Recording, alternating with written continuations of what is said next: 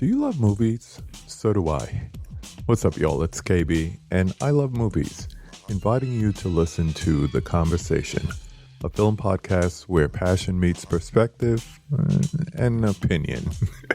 From the old school to the new, I invite a guest on to discuss the movies that thrill us, challenge us, break our hearts, or even blow our minds. There's always new episodes dropping wherever you get your podcasts. So join the conversation. We don't just watch movies. We love talking about them too. The Conversation with KB Loves Movies, a part of Someone's Favorite Productions podcast network.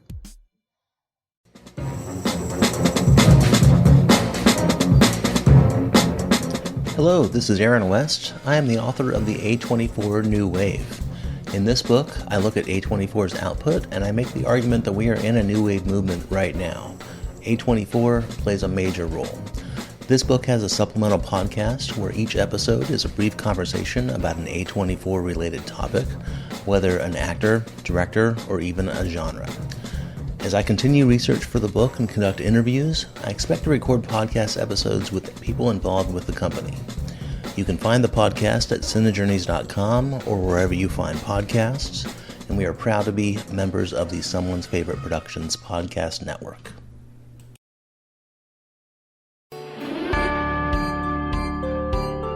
Dark Destinations. These may be end times, night creature. Why would a few more casualties trouble me? Because their blood will join yours. A radio drama anthology. You are wrong. How you figure? Every merc on Mongo is hunting you down. Not you. Your partner. He said I didn't have a ray gun. Full cast performances set in the haunted corners of the globe. Darkness is coming for you. That's the fear that haunts me.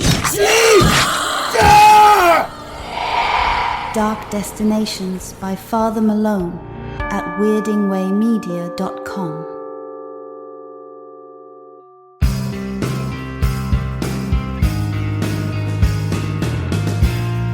Weirding Way Media.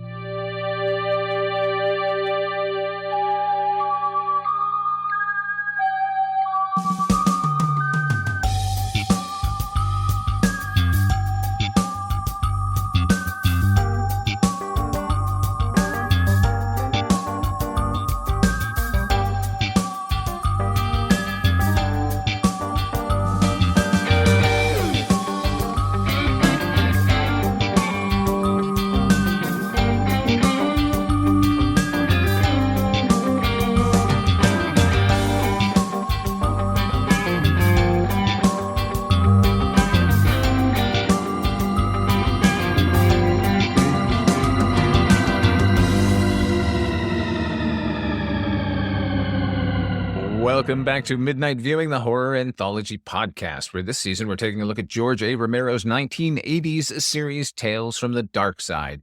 I'm Father Malone, and sharing the Midnight View with me are the projection booth's Mike White. Delete. And the Culture Cast's Chris Stachiw. Dead. Don't tell me I'm dead. Has covered the whole evening. Tonight we're taking a look at two episodes from Season 1. They are Word Processor of the Gods and A Case of the Stubborns. Word Processor of the Gods is from Season 1, Episode 8. It originally aired on November the 25th, 1984. This one was written by Michael McDowell based on the short story by Stephen King, which was originally published in January of 1983, just 1 year before, in Playboy magazine, where it was originally just called The Word Processor, and it was subsequently collected and retitled. This one was directed by Michael Gornick, his second feature, or his second foray into Tales from the Darkside. I didn't mention this before, but Michael Gornick shot the entire credit sequence for this series. This one stars Bruce Davison, Karen Shallow, and Bill Kane. It is about a henpecked writer who inherits a homemade computer from his recently deceased nephew that may allow him to change his life. What did you think of this one, Chris? I will say I was only mildly disappointed that the tacking on of the gods did not yield any sort of ancient aliens or extraterrestrials, because that's when I think of the phrase of the gods, there's only one thing I think of, and that's Chariot of the Gods, the von Daniken book from the 70s that would go on to create ancient aliens. So when I saw the title, I was like, maybe it'll have something to do with that. Nope. I would say it's a pretty boilerplate wish fulfillment story. I mean, we've seen things like this before. It's almost like cuts out all of the movie part of what this narrative would be, and it just shows us the conclusion in a lot of ways. Because I mean, there's a whole story here, a fully formed idea that you could build out into a entire narrative. I've seen them just recently. I mean, this reminds me in a lot of ways of A Matter of Life and Death, or Chances Are. It's like, I want to do something different with my life, and I have to figure out a way to change it. In this, it's just condensed down into 22 minutes. But this, I mean, this is a fully fledged idea that feels like it's rushed through because it's 22 minutes. That being said, I think it's fine. It's not scary. It's not like it feels less Tales from the Dark Side than anything we've seen on the show so far, in terms of like, this is a nice episode. Like, the stakes are rather low. Bruce Davison really doesn't do anything other than correct ? His own life. And the only people that are affected are seemingly like the worst human beings straight out of like Rhode Island Central Casting. But I digress. It was fun, but it did not, for me, mesh tonally with Tales from the Dark Side as it has been so far up into this. I think we're going to get a lot of that.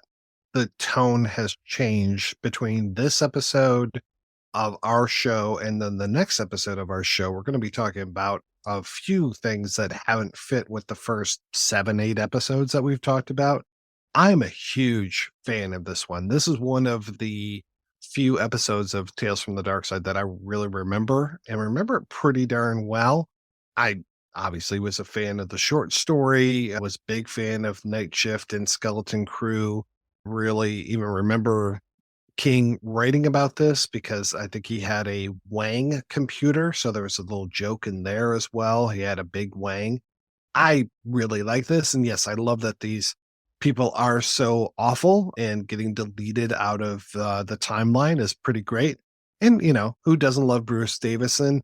I love that there's the neighbor helper dude who seems to kind of know what's going on with things, the way he's like, I'm not coming over there, be careful. And just, it feels like the nephew set this all up so that he basically could be given new life. It's almost like it's the little Mookie and Pookie for me as far as how that goes. Oh boy, I guess I had forgotten that there was already an episode that is very tonally inconsistent. I retract half of what I said in terms of we hadn't seen anything up until this point. Oh, you're right, we had.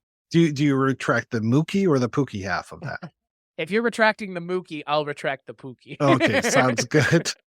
Make sure they both go. That's all I ask. It sounds like we're about to dock ourselves here. Boy, yeah, a big fan of this one from the get-go. And I know, Chris, you said it was rushed. I like that it moves so fast because it doesn't feel like it wastes a second of time. I mean, we are not messing around with this computer. Like, once he deletes that photo of his wife, he's just like, oh, I think I understand how this goes. I don't know if he gets the ideas for 20 best-selling books in his head or not, but everything else really fits well. And yeah, I really dig this one. I should clarify. I don't mean that the episode was rushed as much as the narrative is rushed because of the shortness of the medium through which they're telling it. Yeah. Though I'm okay with that. I'm okay with this moving at a very brusque pace. How about you, Father Malone? Yeah, let me echo what you said, Mike, because I agree. I think this script is incredibly economical. I think we keep seeing that on Tales from the Dark Side, and every time it's happening, it's always kind of a marvel. We've only got 22 minutes to tell this story, and it could take at least 40 if we were over on the Night Gallery. Yeah, the magic tech keeps on rolling on Tales from the Dark Side. We keep seeing these magical machines, and I think we're going to see a whole lot more of them. A word processor, Bruce Davison says after the word processor arrives, he says, you can't really afford them these days. So I looked up the median price of a word processor in 1984. You get a word star for about $500, which is a lot, but not crazy. Not, say, $12,000, which is what you would pay for that Wang System 5 that Stephen King owned. So he was referring to his own computer there, I think, more than what a working man can go. But then if your entire salary is really based on your wife's bingo earnings, $5 is probably a whole lot. Also in that scene when Nordoff, I agree with you, Mike. He shows up and it seems to have more knowledge than he's letting on, and then comes back a second time to really let us know he knows more than he's letting on, but then never pays off, never comes back at the end. Oh, hey, things worked out okay over here. If you're going to keep bringing him back, then you got to pay him off in some way. Right. Is he mystical or not? But when Nordoff, the character's name is, when he's dropping off the thing and he's explaining that sometimes these machines are just kind of magical, he tells 2 stories about kids he knew in his high school. One who made an atom smasher and another one who made a pipe bomb. Did he go to Lex Luthor Memorial High? What the fuck? But just things lying around in their house. They made pipe bombs and nuclear weapons, and it does seem like the neighbor. Didn't you do that as a kid? Manhattan Project. Remember Christopher Collette? Yeah, Childenheimer. You're right. I knew what I was doing. Childenheimer.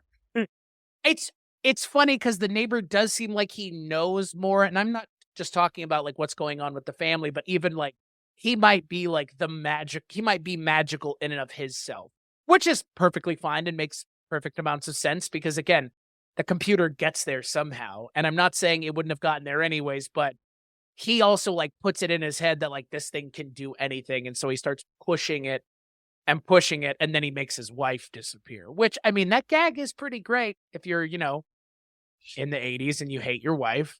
This is a fucking Henny Youngman joke is what this is. It's a blackout sketch, folks. Like, I have a magical computer that helps me. I mean, you know what I mean? But this is not a blackout sketch. I know, but you know what you say that a lot, and this is not the case here. Because what you're talking about, isn't, though. Chris, what you're talking about here, the central thrust of it, where we're all on board for it as viewers, is, yeah, go ahead and delete that horrible son of yours, and delete that horrible wife of yours. And as a kid, I was fully on board for that, reading the short story. I'm like, yeah, this guy deserves a good life. I want him to have that nice son, right? Have the good wife. And even if he doesn't have ideas for 10 or 20 major selling novels, at least he can live a happy existence. But now as I'm watching it, I'm like, you're at least 50% responsible for your entire life here, sir. Like, you could pick up that house. You could get up. You could leave. Yeah. Or... yes, try that. Like, you could leave. I mean, that's why I say it's a blackout sketch. The premise is, but it's done well. The premise is like, I've got a computer and it allows me to delete anything. So what does he do? One of the things he does is deletes his nag of a wife. Like, do you know what I mean? Like, that is a fucking blackout sketch, but Stephen King does one better, which is he makes Bruce Davison and Michael McDowell through adaptation. He makes him a very sympathetic character. There's a version of this where he's just like a fucking dickhead. And his wife is a nag, but she's an understandable nag. In this, it's like, she's not just a nag. She's like one of the wives that Henry Hill's wife is talking about. Lorraine Bracco is talking about in Goodfellas. They all wear terrible makeup and they have terrible hair and terrible skin. And it's like, that's his wife. And the kid is an extension of that.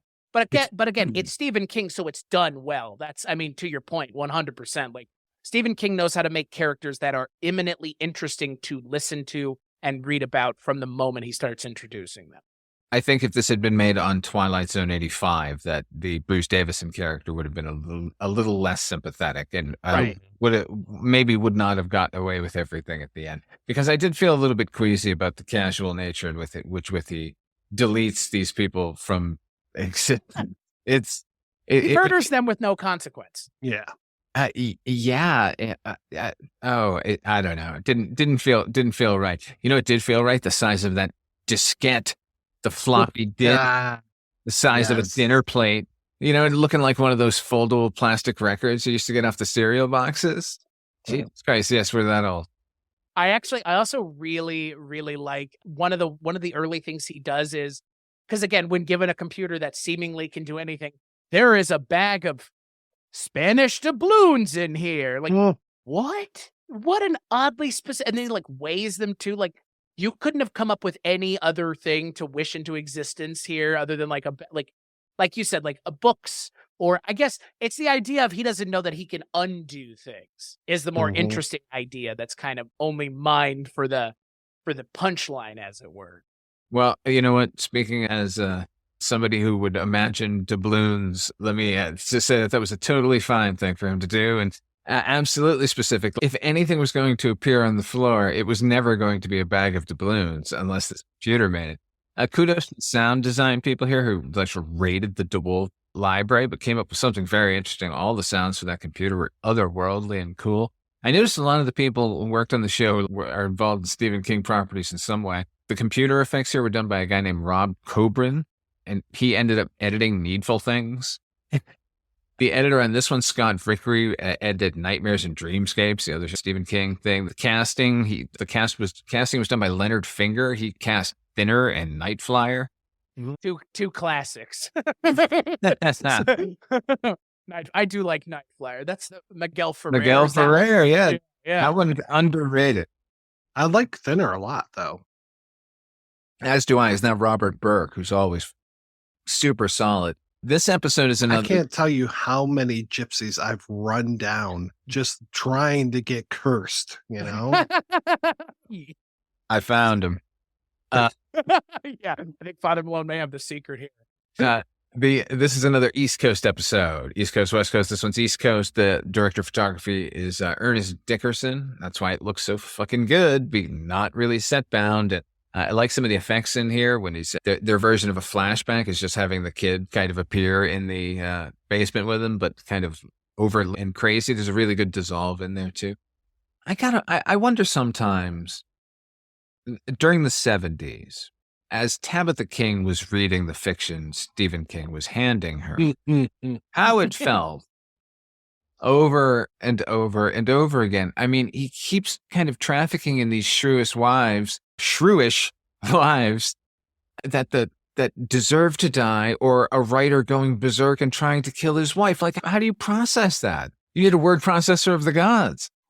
All she wants to do is bring her husband a cup of hot chocolate, okay? That's it. What an odd freeze frame. What an odd freeze frame. Or not even a freeze frame. I get it. What an odd visual to have this woman backlit, just kind of staring longingly at Bruce Davison holding a cup of hot chocolate. Hey, that's the perfect life. Don't you understand? Yeah. Like you said, Tabitha King just sitting there and shaking, going, I hope he doesn't murder me in my sleep tonight. Like, heaven forbid he finds a computer to delete me. Who do I know in my circle of friends who likes to make cocoa? So the kid and the wife, were they married to Vic Tayback? Suddenly, like after this little kid shows up at his office, they get zapped into this guy's life? Is that how this works? Exactly. If this are all interconnected, which Joe Hill, Stephen King's son, Joe King, eventually tried to do with Tales from the Darkside. We're eventually going to talk about that later. There was a very concerted attempt to bring Tales from the Darkside back in the mid-2000s, which they ended up making into a fantastic comic book. But they were individual tales that were, unbeknownst to the viewer, actually connected, and it was all going to end with a finale. But I don't think that's what they're doing here. Can I say how not necessary that is in now? Like, I understand why people want that, but as someone, in the presence of two other people who either grew up on it or spend their time watching it now, I can tell you with absolute certainty, there's plenty of media that has no need to have any connected anything. Barney Miller never makes light of the fact that Doris Roberts has played 2 or 3 different characters. Like, there's something to be said for that. I understand why it is the way that it is. Thanks Marvel, I guess, in big part, or the franchisation of things, but I don't need everything to be connected. American Horror Story, you're actually better before you weren't. True, but this was way ahead of the curve. This is like 2007 or something like that. He was trying to do this. So at least he was innovating then, but 20 years later, no, we don't need that. Just give us good tales. Well, and I think also it speaks to the idea of like, these things can't stand up on their own. They need to have some sort of framework that they're part of. And it's like, these anthology shows are great because they don't have anything. It's just, we're done. Next episode, nothing to do with it. And that's why we're talking about these shows so much, is because we can go through a lot of different kinds of things without having to spend 5 hours on any one thing. Instead of deleting his son, his main gripe with his son seemed to be that he's playing his guitar too loud, you could have just bought him some headphones. Mm-hmm. You're just too darn loud. It reminded me of the beginning of that, the Michael Jackson black and white music video, or I guess also Twisted Sister. I mean, same thing. Yeah. It's like the nag of a father. Turn the music down, son. Mm-hmm. Oh, but get it. The kid's a piece of shit this time. All right. Yeah, it's like, I don't like, did he deserve to die for that? No, that's what I'm getting at. Like, this one seems like this lighthearted episode where this poor guy gets everything he deserves, but does he? Did those two really deserve that? Like, I mean, murder with no consequence, I guess. Asked this woman to marry him for no good reason, and he didn't love her, and come on. Yeah. Well, that's what I thought to myself at the beginning of the episode. I was like, these two, I don't even imagine they were ever in love. It doesn't seem like this guy would ever have wanted to be with this woman. Like, did he marry her as some sort of weird consolation prize? Because he was like that guy in a movie who goes off with the second. It's like, it's so bizarre. Yeah, that's exactly what happened, because he was too timid to propose to Belinda, the woman he loved, and his brother ends up marrying. Like, this is so weird, man. This brother had, like, his nephew is now his son. Have we really thought this through, Mr. King? It's Tabitha, get in here. I got another crazy wife who needs to die story for you to read. See, as long as you bring me hot chocolate in the end, it's fine. Our next episode is A Case of the Stubborns. This is season 1, episode 9, aired originally on December the 2nd, 1984, written by James Houghton from a story by Robert Bloch. This is directed by Gerald Kantz as Jerry Smith. He was the DP on Putney Swope, and stars Eddie Bracken, Roy Wally, Brent Spiner, Bill McCutcheon, and little baby Slater. This is his 8th movie credit, or rather television credit, Christian Slater. And who knows how many commercials he did. And Legend of Billie Jean, his first feature would be next year. And he'd eventually come back to Tales from the Darkside in 1990 with Tales from the Darkside, the movie. This is the story that asks the question, what happens when you simply don't accept mortality? That's right, a deceased uncle, despite all evidence of his demise, including a slow and steady rot, just refuses to die. What do you think of this one, Mike? It got real tedious after a while. It was nice seeing Eddie Bracken. I'm a big fan of Bill McKay, the laziest man on Mars, from his incredible role in Santa Claus Conquers the Martians. Dropo, right, was his name? Yes. Brett Spiner, fucking fantastic. It was great seeing him as Reverend Peabody. Yeah, it just seemed like they were going for some big comedy laughs and just were missing the mark a little bit. So yeah, I don't think I was that big of a fan of this. And I guess the joke at the end is something about as obvious as the nose on your face, maybe? Is that what we're going for? I think so, yes. Okay. All right. Yeah. Yeah, it just seemed, we're talking so much about the economy of word processor of the gods, whereas this did almost feel like a blackout sketch that was lengthened out to 21 minutes for me. There were some highlights, definitely. Big Eddie Bracken fan. Like I said, I'm going to be doing an episode of the Projection Booth about 2 movies he made with Preston Sturges, Hail the Conquering Hero and The Miracle at Morgan's Creek. Like him a lot. It was good seeing him at this age. I thought the makeup was done very well. I thought that they kind of rushed through his decomposition in a good way. I was glad when he started to attract flies and all that. I was curious how he could eat as much as he could, but I'm not going to go down that path. But yeah, so kind of middling for me. I think it was fun. I agree with Mike. It becomes a little ponderous towards the end, but that's just because, they keep recycling the same gag. And not even recycling as much as just they keep fixating on like, oh, look, he's gross. Look, he's gross. It's like, yeah, no, we get it. And obviously, there is not another segment here. So if you're going to do this, it has to be 22 minutes, which does seem even a tad long for this premise. I mean, the scene initially at the breakfast table where he looks weird, but he doesn't look where he will end up. I mean, that scene's fantastic. And then I think as it kind of goes on, the gag does wear a tad thin. But like Mike mentioned, good to see Christian Slater. Brett Spiner's great. I mean, he's probably behind. I mean, I guess Eddie Bracken and Christian Slater are good. I mean, the 3 of them, including Brett Spiner, are pretty good. Brett Spiner is given a lot to do in a very little amount of time. And his scene opposite Eddie Bracken is pretty great. Yeah, it was a fun episode. It was just a little long in the tooth, but that's okay. I know that if this had been Night Gallery, it probably A, would not have been as funny as it is, and B, it might have been paired up with something else that would have helped decrease this episode's length of time, but there's a more than 0% chance that it would just be paired with a shitty blackout sketch. Yeah, I like this one. The final shot of this one fucked me up as a kid. The nose, that stringy white material trailing out of it and all the goo. Oh my God, it bothers me to this day. Robert Bloch. Thoughts on Robert Bloch? Bloch thoughts? He was never the strongest at dialogue, was he? No, and certainly kind of attracts the worst of the dialects here. Good God, the dialogue here would be suspect in a dime novel from like 1957, but this was written in the 1970s, and I don't care if it's a period piece. You are really tasking the performers here. Just try not to go full corn pone. I reckon you're the contrariest coot I ever did see. That's a line from this script. I thought Eddie Bracken fucking kills it here, no pun intended. Like, he just, so much life, always in motion, and always, look, here's the problem with it. The reason it runs out of steam is because no one just says, here, look in this mirror. Here's your proof. Look at your skin. It's sloughing off of your body. You're clearly dead. That would probably answer his questions. But the other thing is, what is the ultimate problem here? He's disintegrating. Give him another day or two and you won't have a problem again. What is the problem? If he comes back as a skeleton, I'm just kidding. That would make even less sense. Well, and it feels like this whole thing is taking place over like a day and a half when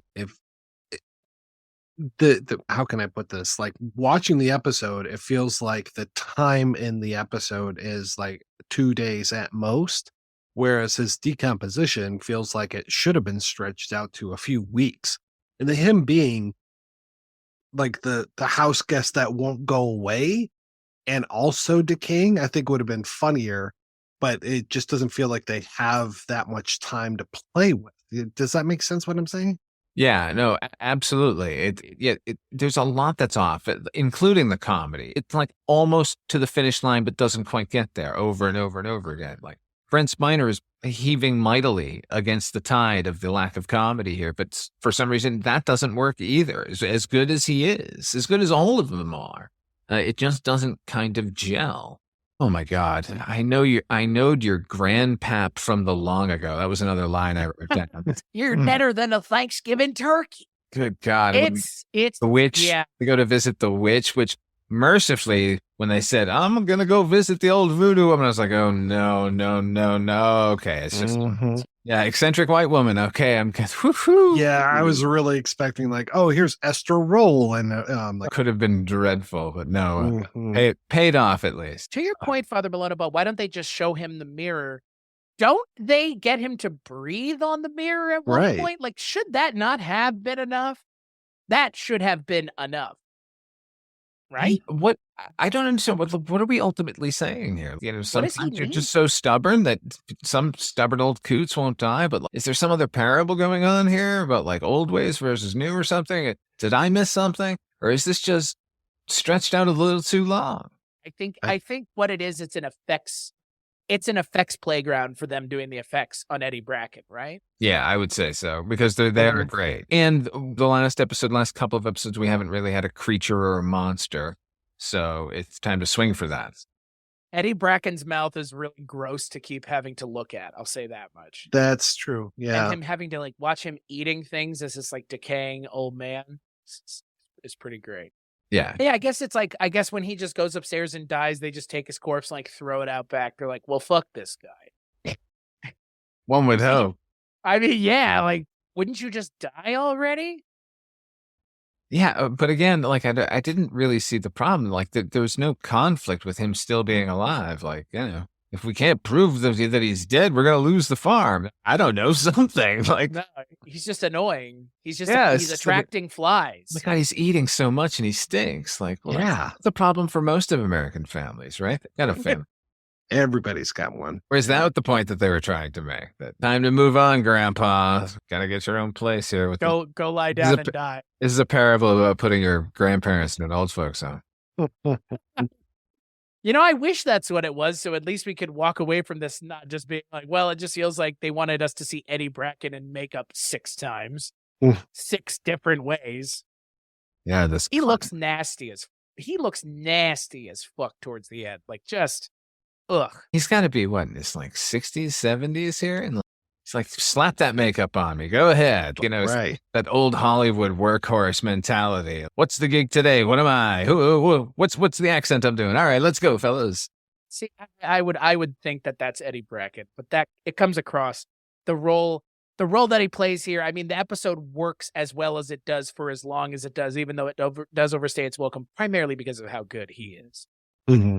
Oh, yeah. No, if it was somebody lesser in that role, I mean, it's already pretty insufferable, but I think it would have been even more insufferable. Yeah, thank God we had a charming person at the center of this one. Ooh, could have been in real trouble. Yeah, he definitely understood the brief where he's just like, be cantankerous, but be funny at the same time. I'm going to be under how much makeup? Right. Layer it on. Where do I stand? Give me my lines. Let's do this thing. Roll it. Do it live. All right. On the next episode of Midnight Viewing, we'll be taking a look at 2 episodes from season 1. Those are Gin No Chaser and All a Clone by the Telephone, a punny title that makes no sense. Midnight Viewing, the horror anthology podcast, is a proud member of Weirding Way Media Group, and our theme song was composed by HP. Until next time, what are you working on and where can you find it, Mike White? Well, just like this show, everything that I do is available over at weirdingwaymedia.com, including the projection booth, which I shamelessly plugged, ? Not really. I was just making conversation. So yeah, you find that and some of the other stuff that is being worked on by me over there. Not that anybody would want to hear more of me talking, but yeah. How about you, Chris? Make sure to cut that part out, Father Malone. No, I'm going to leave it in as irony. Ah. Yeah. Ooh, fair. You can find me and all the things that I talk about at weirdingwaymedia.com. Yeah, like Mike said, this show, all the things we worked on in the past, Father Malone and I covered all of Tales from the Crypt. As much fun as that sounds, it was fun to talk about, maybe not so much to watch, unlike this show. So if you're into anthology shows and things of that nature, especially people talking about them, Weirding Way Media is where you can go. What about you, Father Malone? Oh, over there at the Weirding Way, same thing. You can hear shows like Noise Junkies Music Show I do with Mondo Heather's Heather Drain and HP, who I also do a show about the classic television sitcom Taxi that's called Night Mr. Walters. You can check both of those out over there. Thank you all for joining us here at Midnight Viewing. Until next time, try to enjoy the daylight.